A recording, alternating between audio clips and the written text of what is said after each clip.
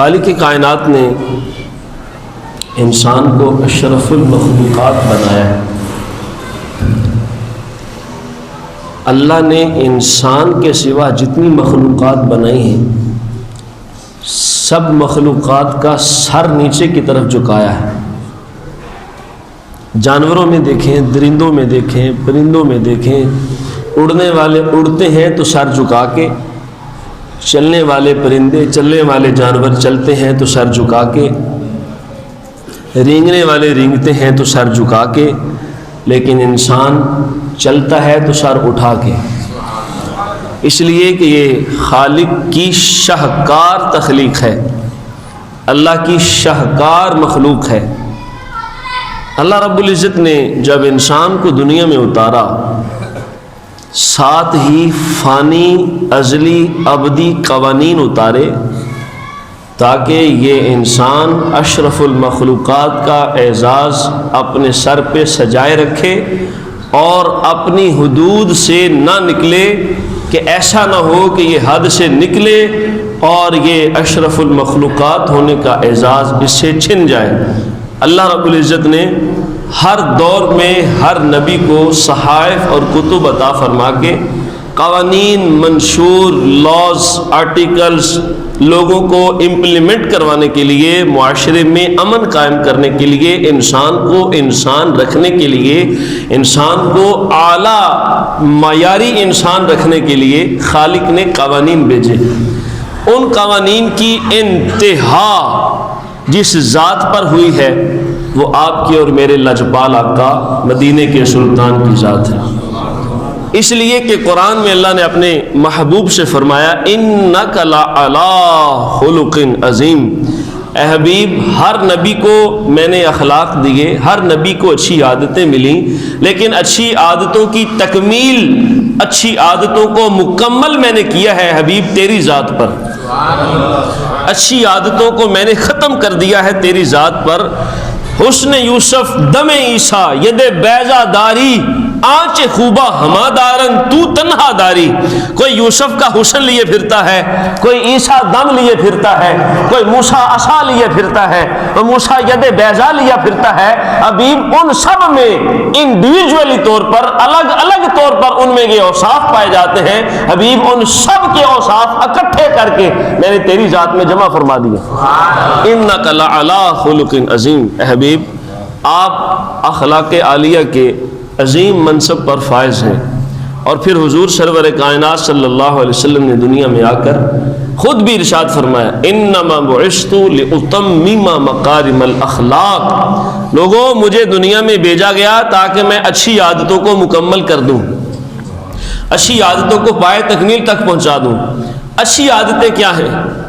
عقلاً اور شرعاً، اچھی بات کہنا، اچھا کام کہنا، اچھا کام کرنا، جس سے نہ معاشرہ تنگ ہو، جس سے نہ انسان انسان سے تنگ ہو، نہ حیوان انسان سے تنگ ہو، نہ ریاست انسان سے تنگ ہو، نہ کوئی خاندان انسان سے تنگ ہو، ایسا کام عقلاً بھی اور شرعاً بھی، یعنی عقل بھی اسے درست کہے، شریعت بھی اسے درست کرے، ایسی بات کرنا، ایسا کام کرنا اچھے اخلاق کہلاتا ہے، اچھے اخلاق۔ اور اس کے حوالے سے میں رسول پاک صلی اللہ علیہ وسلم کا یہ فرمان ضرور کوٹ کرنا چاہوں گا۔ لجپال کریم صلی اللہ علیہ وسلم نے ارشاد فرمایا میزان عمل میں قیامت کے دن جب نیکیاں تولی جائیں گی، میزان عمل میں جب نمازیں، روزے، زکوٰۃ، اعمال صالحہ، نیک اعمال تولے جائیں گے، ان سب میں جس کا سب سے زیادہ وزن ہوگا، میزان عمل میں جس کا سب سے بہتر عمل ہوگا، سب سے بہتر اجر ہوگا، وہ انسان کے اچھے اخلاق ہیں۔ اچھے اخلاق انسان کے نامہ اعمال میں سب سے زیادہ وزنی ہوں گے، سب سے زیادہ وزنی۔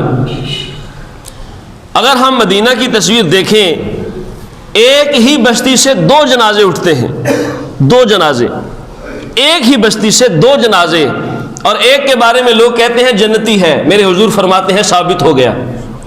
ایک ہی بستی سے دوسرا جنازہ اٹھتا ہے، لوگ کہتے ہیں جہنمی ہے، میرے حضور فرماتے ہیں ثابت ہو گیا، حق ہو گیا۔ میری زبان، حضور کی زبان سے کیا نکلا؟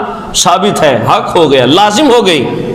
صحابہ کرام علیہ رضوان نے جب سوال کیا تو لجپال کریم صلی اللہ تعالی علیہ وسلم نے ارشاد فرمایا، لوگوں کی بندوں کے بارے میں جو گواہی ہے، اس گواہی نے اس بندے کے حق میں وہی کچھ لازم کیا جیسی بندوں نے گواہی دی ہے۔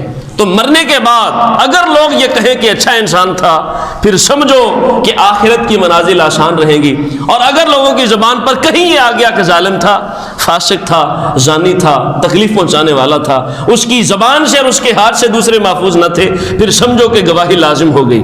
بتایا پھر رسول پاک نے، اور صحابہ کرام علیہ رضوان نے پھر اس کی تصویر واضح کی۔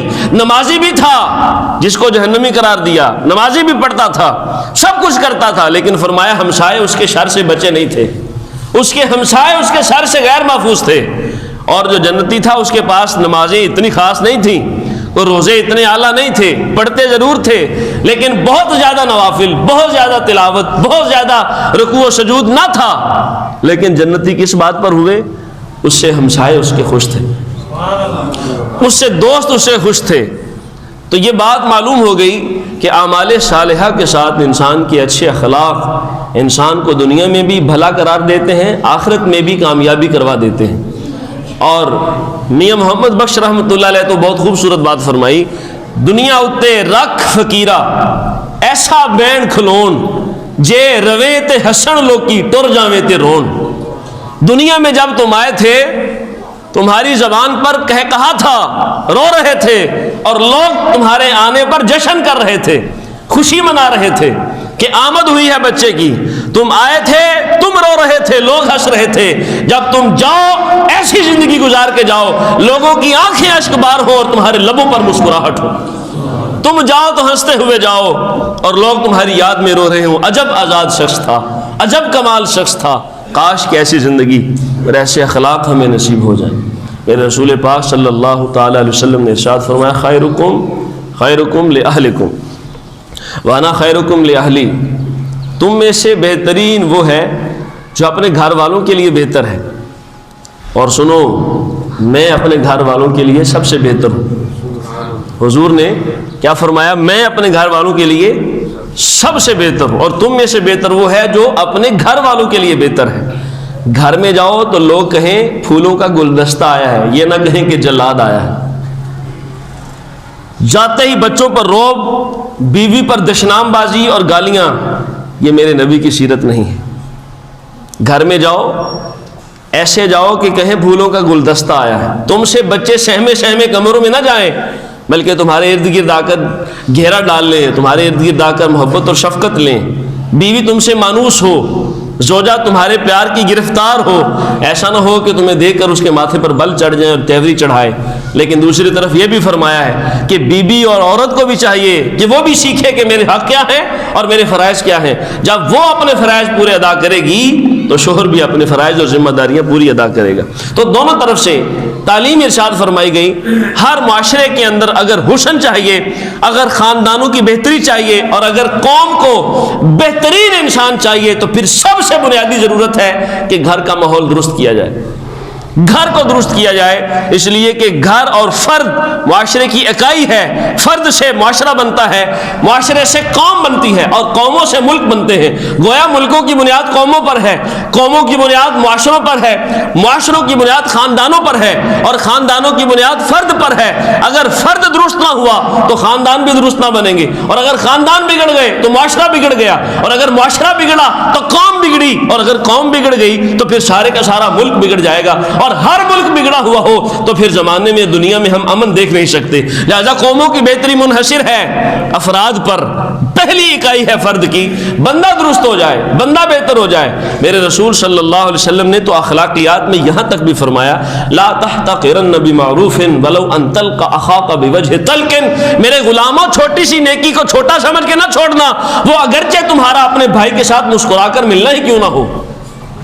جب اپنے بھائی سے ملاقات کرو تو تمہارے لبوں پر مسکراہٹ ہو، خندہ پیشانی ہو، بس یہ عمل اگر تم اس کو سمجھتے ہو کہ یہ چھوٹا عمل ہے تو میرے رسول نے فرمایا صدقہ کرو چاہے کھجور ہی کیوں نہ ہو، اور جہنم سے بچو چاہے کھجور ہی دے کر کیوں نہ ہو۔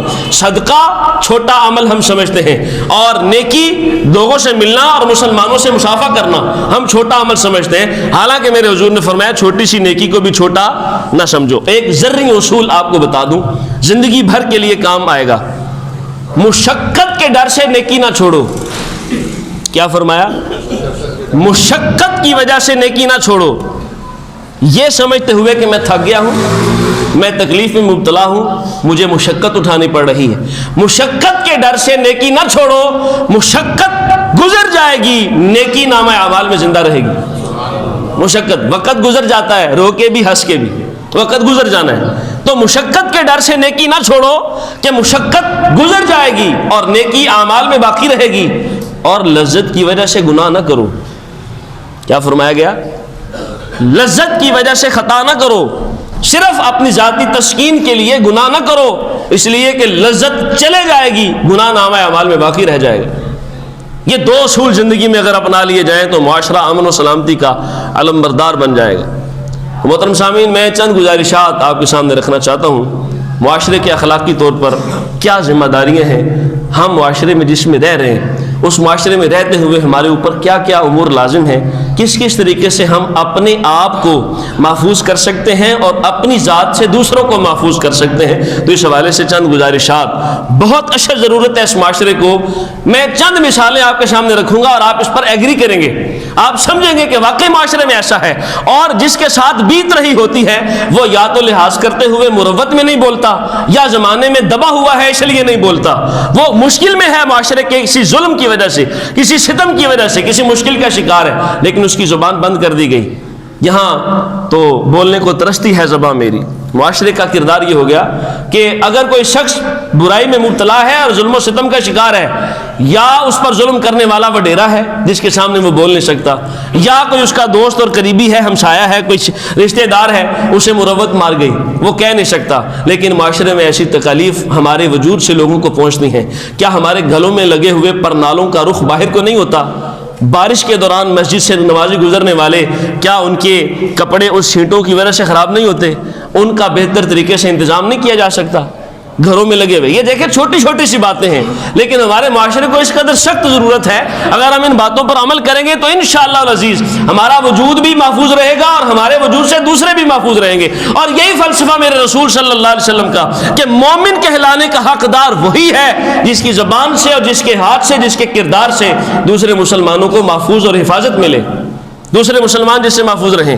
تو یہ گزارش ہے، یہ جو پرنالے گھروں میں چھوڑے ہوتے ہیں، باہر کو گلیوں میں، ان گلیوں میں پڑنے والی چھینٹیں گزرنے والوں کو تکلیف دیتی ہیں، نمازیوں کو تکلیف دیتی ہیں، لہذا ان کا بہتر طریقے سے نکاس کا انتظام کیا جائے اور ان کو ٹھیک طریقے سے باہر نالی میں اور باہر نیچے جو سیوریج ہے وہاں پر اس کو رکھا جائے، یا موٹر جو گھر میں لگائی جاتی ہے اس کا پائپ باہر نکالنے کے بجائے آپ اپنے گھر کے صحن میں یا اپنے بیسن میں یا کہیں اور اس کا انتظام کریں تاکہ ایسے دوسرے مصیبت کا شکار نہ ہو۔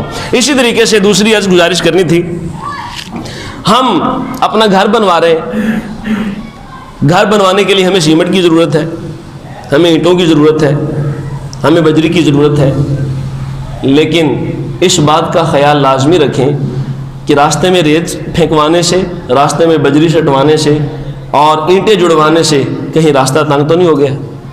میرے حضور نے فرمایا راستے کشادہ کرو، تنگ کرنے کا نہیں فرمایا۔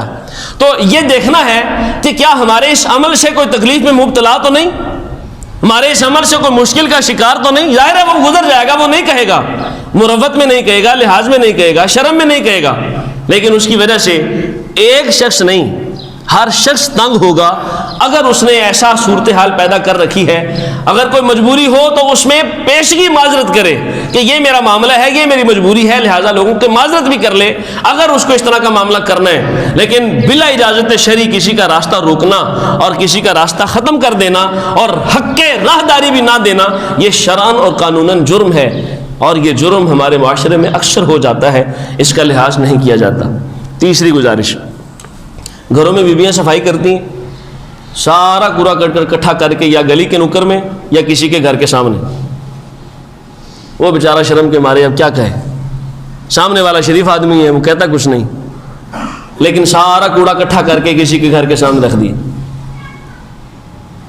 یہ باتیں کس نے بتانی ہیں اور یہ کس نے سمجھنی ہے؟ یہ کس نے سیکھنی ہے؟ ہماری ذمہ داری نہیں؟ اس ممبر کی ذمہ داری نہیں؟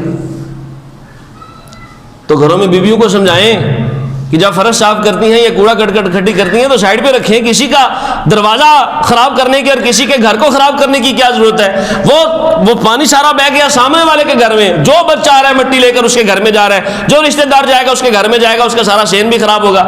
اور وہ زبان سے نہ کہے، دل میں برا ضرور کہے گا، اور اگر اس کے غصے میں کوئی لفظ نکل آیا تو شاید رب ناراض نہ ہو جائے.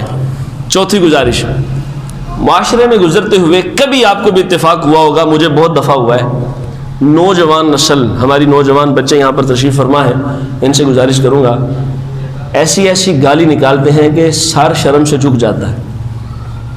کئی دفعہ ایسا اتفاق ہوا، لیڈیز کے ساتھ جانا ہوتا ہے، پھل والی ریڑھی، سموسے والی ریڑھی، کھانے پینے کی اشیاء پر کھڑے ہوئے لوگ، اگر ضرورتاً عورت وہاں آ گئی ہے تو کم از کم اپنی بکواس اور بکنے سے پہلے یہ تو دیکھو کہ تمہارے دائیں بائیں کوئی مستورات تو نہیں ہے، کہ بیبیاں تو نہیں کھڑی.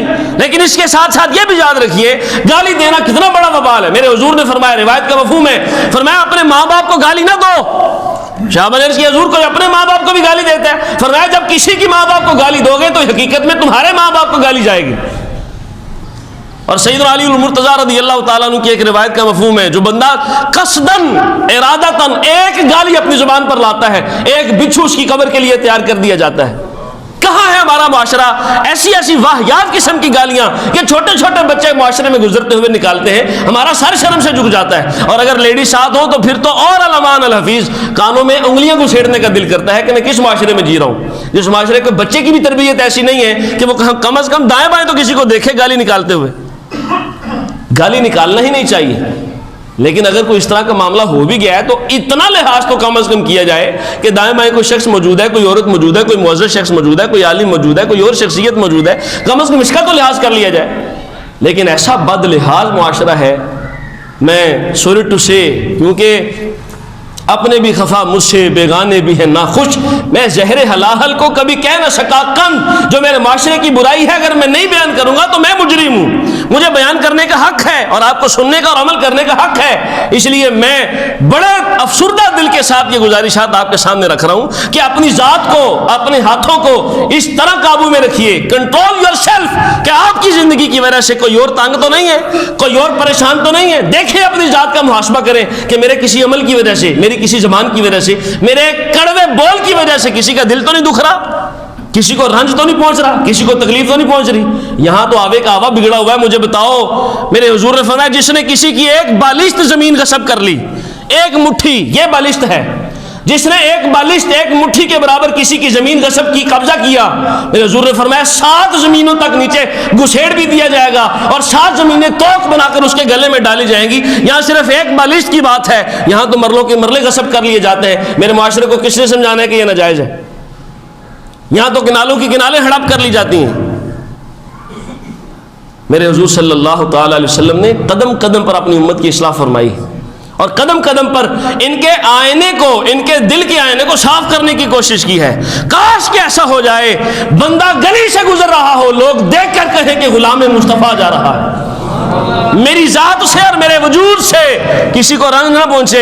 اور اگر ایسا کردار ہوا تو ہم نے بڑے دیکھے، نمازی نہ تھے، ہم نے بڑے دیکھے، روزہ عبادات نہیں تھیں، لیکن ان کی معاشرت بہت اچھی تھی، خاندانی معاملات ان کے بہت اچھے تھے، لوگوں کے ساتھ اٹھنا بیٹھنا تعلقات بڑے اچھے تھے. مر کر قبر میں پہنچتا ہے، ہزاروں زبانوں کی زبان گواہی دے رہی ہوتی ہے، بڑا شریف آدمی تھا، بڑا نیک آدمی تھا، اور یہ ایک گواہی تیرے نام اعمال کو سنوارنے کے لیے کافی ہوگی.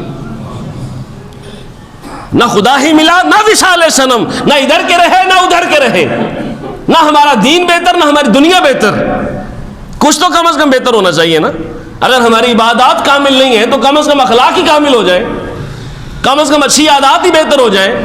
اچھی عادات کی ایک پوری فہرست ہے، ایک جمعے پر وقت کافی نہیں ہے، نہ کافی ہے، کافی وقت درکار ہے اس کے لیے کہ اچھے اخلاق میں کیا کیا آتا ہے. والدین کی فرما برداری بھی اچھے اخلاق ہیں، اپنی نظروں کی حفاظت بھی اچھے اخلاق ہیں، عدل و انصاف کرنا یہ بھی اچھے اخلاق ہیں، برائی سے رکنا خود یہ اچھے اخلاق میں شامل ہے، راستہ دینا یہ بھی اچھے اخلاق میں شامل ہے.